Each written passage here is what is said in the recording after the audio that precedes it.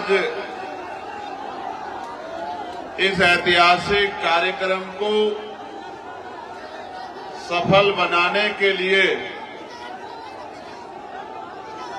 जो प्यार, आशीर्वाद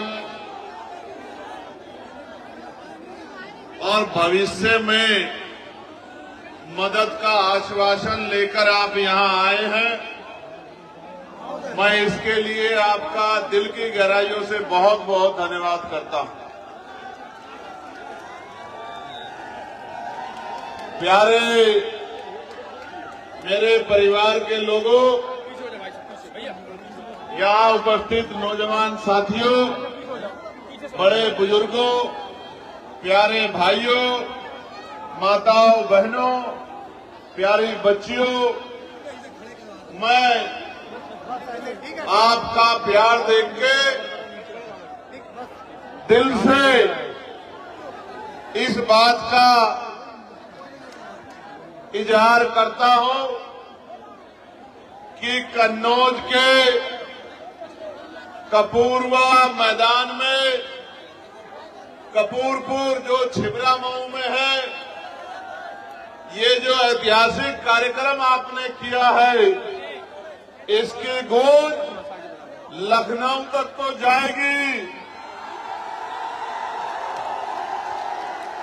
लेकिन दिल्ली वालों को भी इसका एहसास शाम तक हो जाएगा।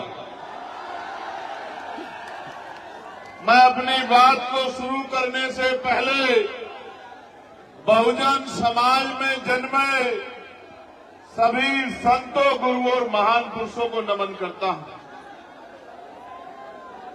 इसलिए नमन करता हूं क्योंकि वो महापुरुष, उनका जीवन, उनका संघर्ष, उनका त्याग, उनका बलिदान, ये सब मिलकर ही आज ये दिन आया है कि एक प्राइमरी स्कूल के हेडमास्टर का बेटा लोकसभा में आपकी आवाज बनता है और उसको प्यार आशीर्वाद देने, अपने आंदोलन को मजबूत करने आप लोग सुबह सुबह ठंड में घर से निकलते हैं और जब मैदान तक हम लोग पहुंचे हैं तो जिधर भी देख रहे हैं नीला समंदर नजर आ रहा है, नीले नीले पटके पहने इस देश के संविधान के रखवाले नजर आ रहे हैं।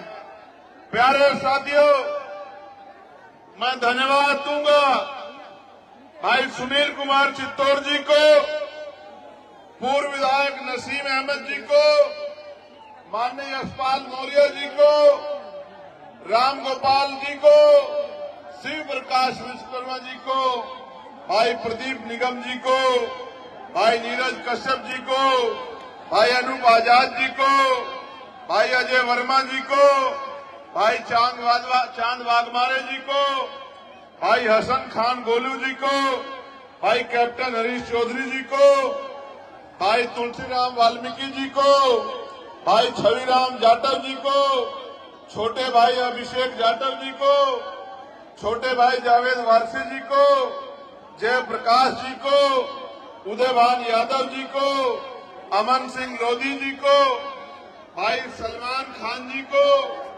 जगरूप प्रजापति जी को, बब्बू अहमद जी को, गंगाराम पाल जी को, भाई रोकी वाल्मीकि जी को, करण चौधरी जी को, प्रभास गौतम जी को, अरुणेश कुमार जी को, रविंद्र पाल भोजी जी को, सिद्धार्थ विश्वकर्मा जी को, अर्पित आजाद जी को, राजन गौतम जी को, सुंदरम बोध जी को, राम बाबू वर्मा जी को, अनिल वर्मा जी को, सिद्धार्थ गौतम जी को, भगवान दास जी को, रमाकांत गौतम जी को, गौरव अहिरवार जी को, नीरज गौतम जी को, माननीय लाल मोहम्मद जी को, गुलाम वारिस जी को, मुन्ना खां भाई को, नूर मोहम्मद जी को, रियाजुल प्रधान जी को, साजिद कश्मीरी जी को, चांद खान जी को, और उनके अलावा अगर कोई छूट गया हो चक साहब और तमाम हमारे साथी, अगर कोई छूट गया हो तो मेरे में ही अपने आप को खोज लेना। साथ साथ मेरे साथ चल के आए महेश काशना जी, भाई हिमांशु वाल्मीकि जी और भाई अमित कसाना जी और तमाम हमारी पार्टी के छोटे बड़े सभी पदाधिकारी, भीम आर्मी आजाद समाज पार्टी के हमारे बंधुजन, हमारे कार्यकर्ता, नेता, मीडिया के बंधु और पुलिस के भाइयों बहनों, मैं आपका बहुत बहुत धन्यवाद करता हूं। मैं इस बात से शुरू करूंगा कि कार्यक्रम यहां नहीं था। कार्यक्रम कहां तय हुआ था? कार्यक्रम तय हुआ था कसावा मैदान में। कसावा के मैदान में तय हुआ था, लेकिन अंत में एक हफ्ते पहले कार्यक्रम का स्थान बदला गया। सुदर्शन जी, अगर कार्यक्रम कसावा मैदान में होता तो मैं लिख के देता हूं कि सारे रिकॉर्ड टूट जाते। मेरी बात को आप याद रखना। लेकिन रिकॉर्ड तो यहां भी, कपूरवा के मैदान में भी, कपूरपुर के मैदान में भी आजाद समाज पार्टी भीम आर्मी के लोगों ने बना दिया है। ऐसी सभाएं चुनाव में भी नहीं होती जैसा कार्यक्रम आपने जो है अपनी मेहनत की कमाई से कराने का काम किया। और नौजवानों का जो जोश है, जो नौजवानों का जोश है वो देखने को है। कैसे कैसे एक एक रुपया जोड़ के, कैसे कैसे अपने काम से छुट्टी लेके आज ये बड़ा जन सैलाब यहां पहुंचा और कहते हैं कि संघर्षों के साए में घनघोर जवानी पलती है और इतिहास उधर झुक जाता है जिस और जवानी चलती है। ये वो नौजवान है जो अपना आदर्श बाबा साहब अम्बेडकर को मानते हैं। ये वो नौजवान है जो अपना आदर्श शहीद उधम सिंह जी को मानते हैं। ये वो आदर्श है जो अशफाक साहब को अपना आदर्श मानते हैं। ये जो नौजवान है जो शहीद आजम सरदार भगत सिंह जी को अपना आदर्श मानते हैं। और मैं आज कह रहा हूं कि अगर नौजवान ठान ले तो वो दिन दूर नहीं है कि उत्तर प्रदेश में एक नया इतिहास, एक नया सुंदर भविष्य 2027 में लिखा जाएगा। प्यारे साथियों, मेरे दो प्यारे भाई सौरभ गौतम नौरमपुर से और सत्येंद्र कुमार जो हमारे बूथ के कार्यकर्ता हैं, कल अपने कार्यक्रम को सफल बनाने के लिए मोटरसाइकिल से निकले थे। रास्ते में दुर्घटना के शिकार हुए और बड़े तकलीफ के साथ कहना पड़ रहा है कि भाई सौरभ गौतम हमारे बीच में नहीं रहे। सड़क दुर्घटना में वो हमें छोड़कर चले गए और सत्येंद्र कुमार घायल हैं। मैं कुदरत से प्रार्थना करता हूं कि भाई सौरभ जी के परिवार को ये दुख सहने की शक्ति दें और संबल दें। बहुत जल्द मैं उनके परिवार से मिलने उनके गांव में जरूर जाऊंगा। इस बात का भी मैं आप लोगों को बहुत जिम्मेदारी से घोषणा करके कह रहा हूं। और भाई सत्येंद्र जी जो घायल हैं उनके लिए भी प्रार्थना करता हूं कि वो जल्दी स्वस्थ हो जाएं।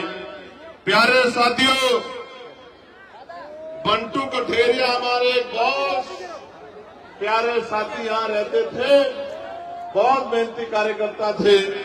कुछ दिनों पहले वो भी हमें जो है छोड़कर चले गए थे। मैं उनके परिवार के बीच में पहुंचा था और मैं आशा उम्मीद करता हूं कि इन बलिदानों से हमारे कार्यकर्ता निराश हताश नहीं होंगे, बल्कि इन बलिदानों को सच्ची श्रद्धांजलि देने के लिए और ज्यादा मेहनत करने का काम करेंगे। भाई सौरभ की, भाई सत्येंद्र की, भाई बंटू की जिम्मेदारियों को भी अपने कंधों पे उठाने का काम करेंगे और उनके काम को, उनके सपने को कि उत्तर प्रदेश में आजाद समाज पार्टी राजकाज में आए और गरीबों के दुख तकलीफों को दूर करे। इस काम को तेजी से करने में हम सब लोगों की मदद कराएंगे, ऐसा मेरा विश्वास है।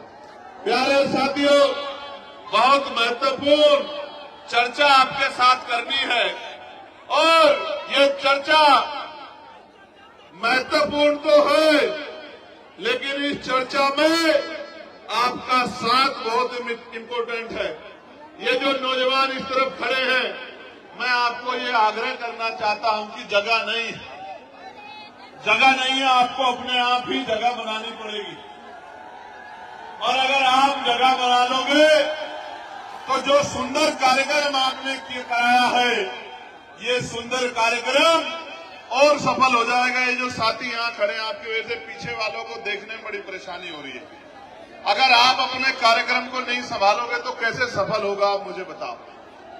मैं आपको 1 मिनट का समय देता हूं कि आप जो खड़े अपने अपने स्थानों को बैठ जाएं, जिससे आराम से इस कार्यक्रम में अपनी बात हम लोग रखें और आपकी बात दूर तक जाए।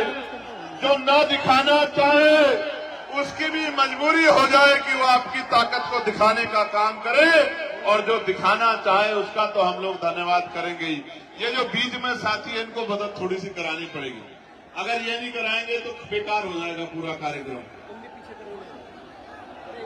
थोड़ी सी व्यवस्था आप लोग नीचे बैठ के करा दो तो फिर आसान हो जाए। मैं मानता हूं कि आपके आगे सारे मैदान छोटे हैं, मैं इस बात को मानता हूं। कोई मैदान दे दिया जाए, वो मैदान आप सुबह निकलते ही उसको पूरे को मैदान को भर दोगे अपनी ताकत से, ये मैं मानता हूं। लेकिन मेरा आग्रह है कि अगर आप बैठ जाओगे तो फिर आसानी हो जाएगी देखने में कि कहां तक हमारे लोग मेरी बात को सुन रहे हैं, कहां तक आवाज जा रही है। जरा एक बार बता देना, जहां तक आवाज जा रही है जरा हाथ उठा के एक बार आवाज बता देना मुझे। बस ये कुछ गैर जिम्मेदारी कर रहे हैं नौजवान, बाकी तो सब मान गए हैं। यहां कुछ गैर जिम्मेदार नौजवान हैं। आपका फोटो मैंने देख लिया, लेकिन अब आप बैठ जाओ, वरना मैं मानूंगा कि आप बहुत जिम्मेदार साथी नहीं हो। फिर मैं इस बात को मानूंगा, फिर मैं मानूंगा कि आप अपने फर्ज को अदा नहीं कर रहे हो। आप तो दुश्मन की मदद जैसा काम कर रहे हो। जो दुश्मन चाहता है, हमारे विरोधी लोग चाहते हैं, वही काम आप कर रहे हो। फिर मुझे ऐसा लगेगा। बैठ जाओ जल्दी से, बैठ जाओ जल्दी से, बैठ जाओ। बहुत अच्छे, ये तो इधर वालों ने तो बहुत अच्छा कर दिया। इधर वाले थोड़े से रह गए, वहां कुछ नौजवान हैं, कुछ जिम्मेदार साथी उधर वाले भी कर रहे हैं गड़बड़। ये गड़बड़ करने के लिए तो विरोधी बहुत है। आप लोगों के कंधों में तो जिम्मेदारी है संविधान बचाने की, है या नहीं है बताओ। तो जो लोग संविधान से प्यार करते हैं वो बैठ जाओ। वो एक भी आदमी खड़ा नहीं होना चाहिए, जहां जगह मिले बैठ जाओ। और जो संविधान को नहीं मानता वो खड़ा रहो। उसको मैं मानूंगा कि वो संविधान से प्रेम करने वाला नहीं।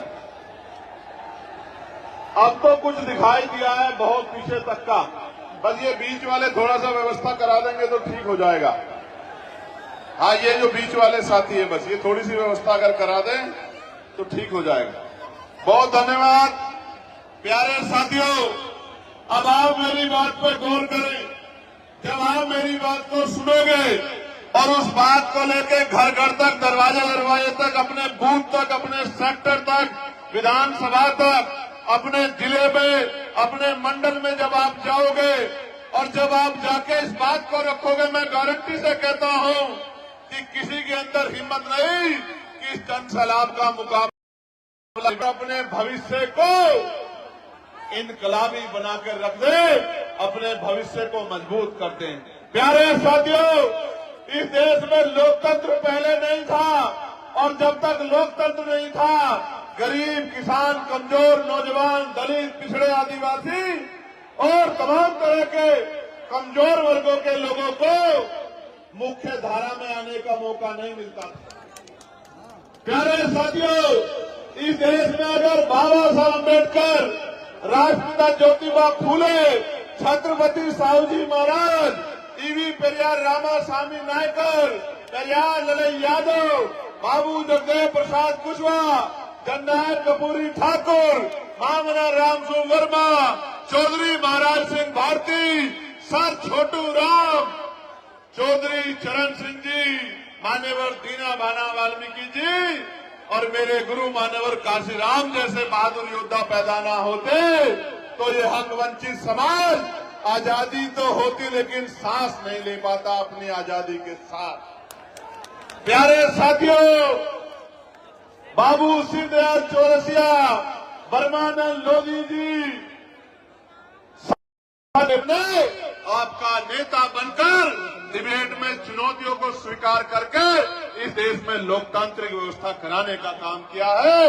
इस देश के प्रत्येक बालिक को गौर से सुनना, ये बातें आपको टीवी में नहीं मिलेगी, गौर से सुनना, ये बातें आपको अखबारों में नहीं मिलेगी, क्योंकि टीवी और अखबार तो आजकल वो काम कर रहे हैं जो सरकार कह रही है। असली टीवी अखबार तो ये गरीब खाटी पत्रकारिता करने वाले बहुजन मीडिया के लोग जो कहता हूं उसी बात को दिखाते हैं, वरना बहुत जगह तो मैं कहता कुछ हूं और दिखाते कुछ और।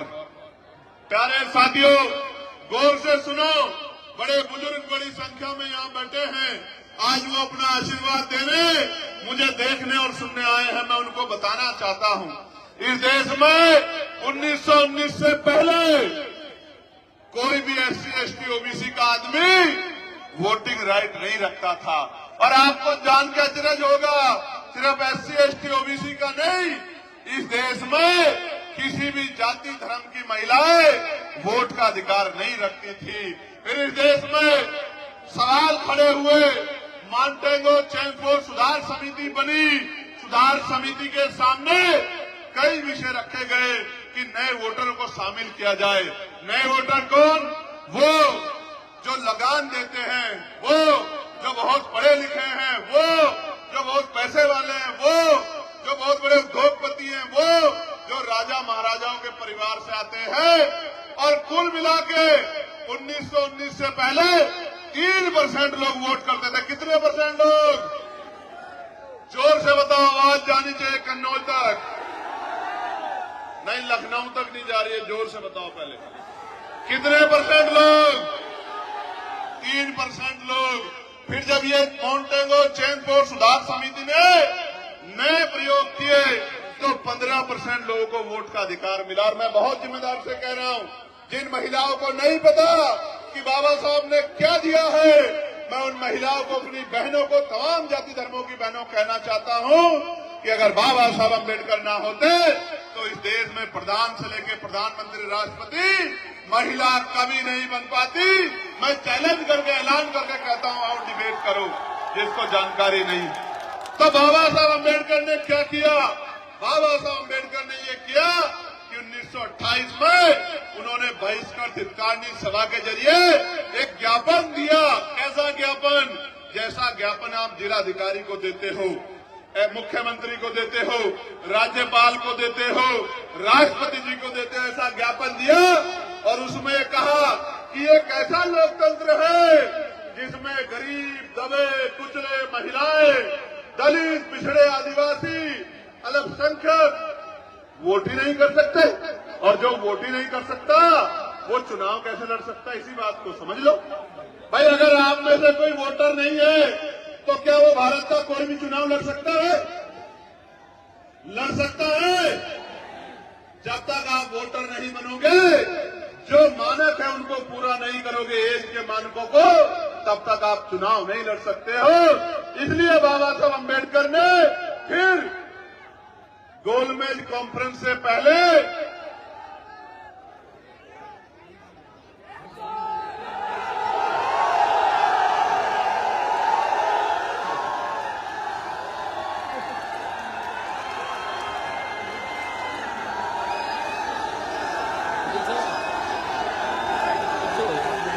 तो बाबा साहब की सिफारिशों पर साइमन कमीशन भारत आया। कौन आया? कौन आया? Simon commission. साइमन कमीशन कौन था? साइमन कमीशन एक कमीशन था, एक कमेटी थी जो दलित, पिछड़ों, आदिवासियों के हालात जानने के लिए भारत आई। और जब साइमन कमीशन भारत आया और वो यहां से रिपोर्ट बनाकर लेके गया, उस रिपोर्ट के आधार पे गोलमेज वोट का अधिकार बाबा साहब अम्बेडकर के प्रयासों से मिलने का काम हुआ है मेरे साथ। और मैं वोट की ताकत बताता हूं, वोट की ताकत समझो। अगर ये वोट का अधिकार नहीं होता तो ये जो बड़े बड़े कुर्ते वाले, बड़ी बड़ी गाड़ियों वाले, बड़े बड़े धन्ना सेठ आपकी गलियों में आते हैं, चुनाव के समय आपके पैर पकड़ते हैं, आपके पैर छूते हैं, आपके घर का खाना खाते हैं, आपसे भाईचारा निभाते हैं, आपके घर में कुर्सियों पर बैठ के कहते हैं कि माँ मेरे सिर पे हाथ रख दो, चाची, भाभी, बुआ, ताई, दादी मेरे सर पे हाथ रख दो। ये जो महलों वाले लोग आज आपके बीच आते हैं तो ये इस वोट की वजह से आते हैं। जिस दिन वोट का अधिकार चला गया, आप मर जाना, आप गल जाना, आप सड़ जाना, आप भूखे रह जाना, एक अमीर आपकी गली में नहीं आएगा। मेरी बात को आप याद रखना। एक वोट के रूप में हथियार, स्वाभिमान सम्मान का जीवन दिलाने के लिए हथियार बाबा साहब अम्बेडकर हमको दिला के गए हैं। इसलिए बाबा साहब ने किसी की जमीन नहीं छीनी, बाबा साहब ने किसी का घर नहीं छीना, बाबा साहब ने किसी के रुपए नहीं छीने। अगर आज भी इस देश में बाबा साहब अम्बेडकर की प्रतिमाएं तोड़ी जाती हैं, आज भी इस देश में फूले साहू की प्रतिमाएं तोड़ी जाती हैं, आज भी इस देश में बाबा साहब अम्बेडकर को अपमानित करने की कोशिश की जाती है, उसका एकमात्र कारण ये है कि बाबा साहब अपने बच्चों को नौकरी नहीं लगा के गए, अपने करोड़ों बच्चों को इज्जत से जीने का अधिकार संविधान में दिला के गए। इस कारण बाबा साहब अम्बेडकर का विरोध किया जाता है। प्यारे साथियों, ये थोड़े से लोग पूरे कार्यक्रम को डिस्टर्ब कर रहे हैं। मैं चेतावनी के साथ इनको कहना चाहता हूं कि अगर ये मेरे लोग हैं तो अपनी जगहों पर बैठे, वरना मैं मानूंगा कि ये मेरे लोग नहीं है, और फिर मैं ये मानूंगा कि जो लोग मेरे नहीं है वो इस कार्यक्रम को खराब करने के लिए यहाँ आए। ये जो इस पूरी पंक्ति में लोग हैं, इनकी वजह से पूरा कार्यक्रम डिस्टर्ब हो रहा है, ये स्वीकार नहीं किया जा सकता है। मैं पुलिस प्रशासन के भाइयों से आग्रह करूंगा कि इनको बिठवाइए। ऐसे जैसे नौजवान ये अच्छे तो हैं, लेकिन ये नौजवान अगर सिर्फ नारे लगाते रहे तो इस देश में बहुत कुछ मिट जाएगा। मेरी बात को आप याद रखना, बहुत कुछ मिट जाएगा और आप तो हाथ में हाथ करके बैठे रहोगे, कुछ नहीं कर पाओगे। भीड़ कभी राज नहीं करती है, भेड़ कभी राज नहीं करती है।